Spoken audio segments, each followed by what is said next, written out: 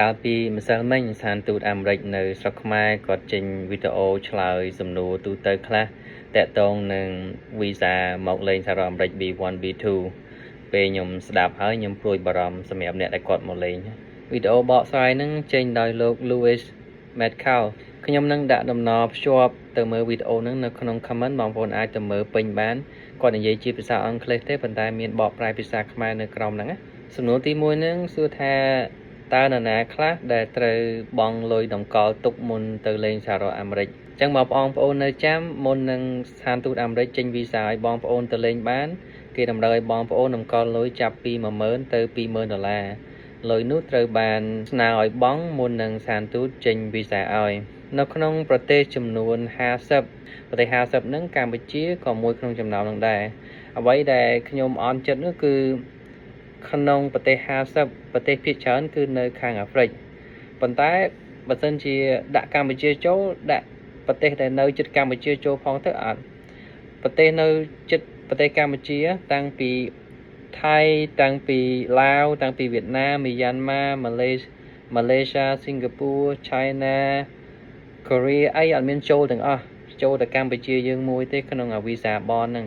ដាក់លុយតម្កល់មុនមកលេងសហរដ្ឋអាមេរិកបាទដូចជាអយុធធម៌សម្រាប់ខ្មែរយើងដល់ហើយសំណួរទី2តើគេអនុញ្ញាតឲ្យមកលេងសហរដ្ឋអាមេរិករយៈពេលប៉ុន្មានថ្ងៃអញ្ចឹងសូមបញ្ជាក់ដែរវីសាគឺមានសុពលភាព3ខែប៉ុន្តែការមកស្នាក់នៅគឺមិនអនុញ្ញាតឲ្យនៅពេញ3ខែហ្នឹងទេគឺគេធ្វើទៅតាម form តម្រង់ I-94 តម្រង់ I-94 នេះគឺជាការអនុញ្ញាតឲ្យបងប្អូនស្នាក់នៅសហរដ្ឋអាមេរិកមកពីពាក្យពេញរបស់វាគឺ admit until date ឬក៏ AUD ស្ថានទូតក៏បានឲ្យ website សម្រាប់ឲ្យបងប្អូនចូលទៅឆែកមើលដែរថាតើបងប្អូនអាចស្នាក់នៅបានប៉ុន្មានថ្ងៃហើយ website ហ្នឹងគឺខ្ញុំនឹងដាក់នៅលើអេក្រង់គឺ i94.cbp.dhs.gov និងសម្រាប់បងប្អូនដែលចេះភាសាអង់គ្លេសបងប្អូនអាចចូលទៅក្នុងនឹងចែកបានណាព្រោះអត់ឃើញមានភាសាខ្មែរនៅលើហ្នឹងទេបើយោងទៅតាមអ្នកដែលគាត់មកមុនគាត់ថាគេអនុញ្ញាតឲ្យនៅតែ1ខែទេអញ្ចឹងសម្រាប់បងប្អូនមុននឹងទិញសំបុត្រយន្តហោះអីបងប្អូនចូលទៅឆែកមើលឲ្យទៅបើសិនជាគេអនុញ្ញាតឲ្យមកលេងតែ1ខែបងប្អូនយ៉ាងម៉េចយ៉ាងម៉ាកក់ត្រឹម3សប្តាហ៍អីទៅបានហើយកុំឲ្យលើសតែឲ្យលើសចប់ហើយបងប្អូនគេអត់ឲ្យលុយកក់នឹងមកវិញទេសំណួរទី3តើយើងនឹងបាត់បង់លុយតម្កល់ដែរទេបើសិនយើងស្នាក់នៅសហរដ្ឋអាមេរិកហួស2ឬ3ថ្ងៃក៏ឆ្លើយថាលុយហ្នឹងគឺនឹងលែងឲ្យមកវិញហើយបើសិនជាបងប្អូនស្នាក់នៅសហរដ្ឋអាមេរិកទោះបីជាហួស1ថ្ងៃ2ថ្ងៃ3ថ្ងៃក៏ដោយគឺគេអត់ឲ្យលុយហ្នឹងមកវិញទេសំណួរទី4គឺតែសំណួរដែលខ្ញុំបារម្ភបំផុតសម្រាប់បងប្អូនដែលមកលេងពេលមកលេងឲ្យអត់សប្បាយចិត្តភ័យខ្លាចបាត់លុយណាគឺសំណួរសួរថាចុះបើក្នុងករណីដែលគាត់នៅសហរដ្ឋអាមេរិកក្នុងលក្ខខណ្ឌណាមួយដែលជាលក្ខខណ្ឌដែលមិនអាចព្រៀងទុកបានដូចជាយន្តហោះចេញចោលយើងមកអត់តាន់យន្តហោះអាកាសធាតុប្រែប្រួល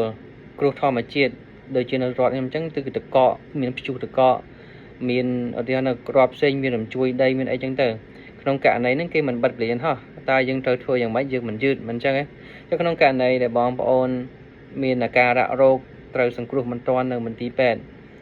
តើនឹងមានបញ្ហាអីពេលបងប្អូននៅសម្រាប់មន្ទីរពេទ្យអត់បានមកស្រុកខ្មែរវិញទាន់ពេល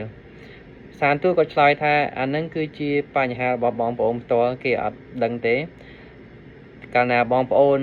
មកខ្មែរវិញយឺតគឺគេនឹងមិនប្រគល់លុយ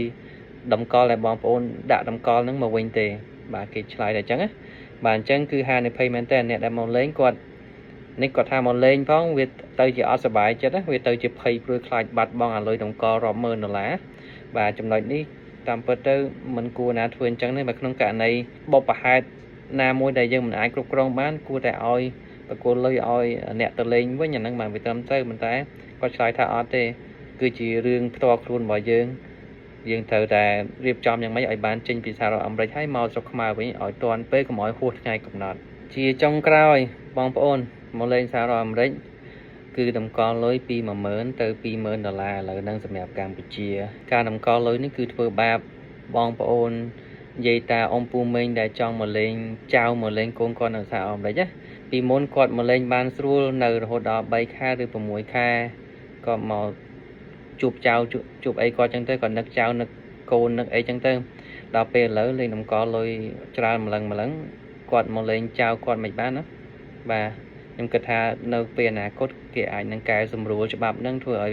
វាមានភាពងាយស្រួលដល់ប្រជាពលរដ្ឋខ្មែរផងព្រោះលុយ10000ទៅ$20000គឺខ្ពស់ណា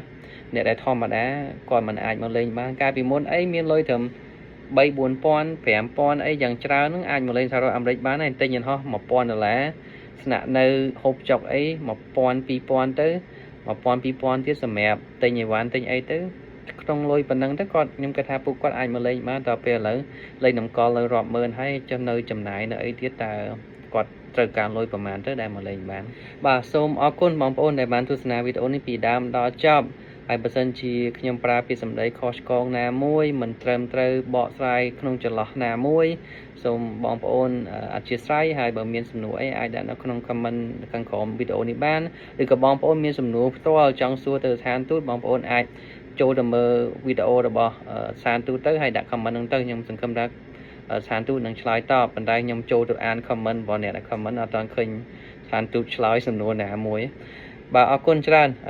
បើសិនជាវីដេអូនេះមានប្រយោជន៍សូមជួយ like share និង subscribe ផងបាទអរគុណ